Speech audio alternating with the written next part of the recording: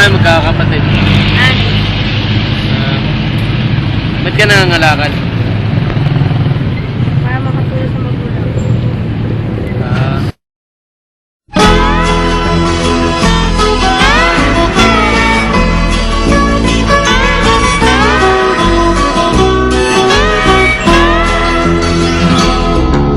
Wala ka bang napapansin sa iyong mga kapaligiran?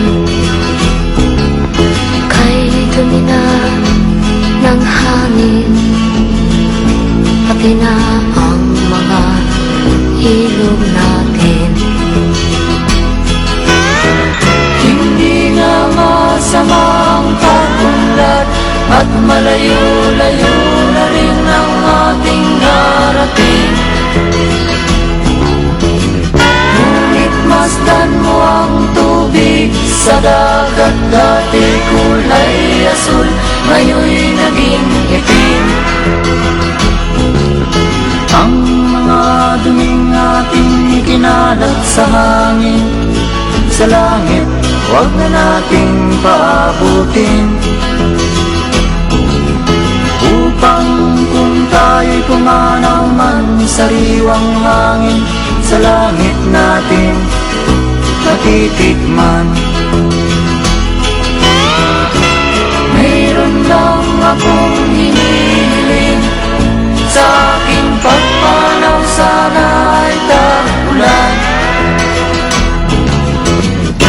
Gitara ko ay aking dadalhin, upang sa ulan na lang tayo magkantahan.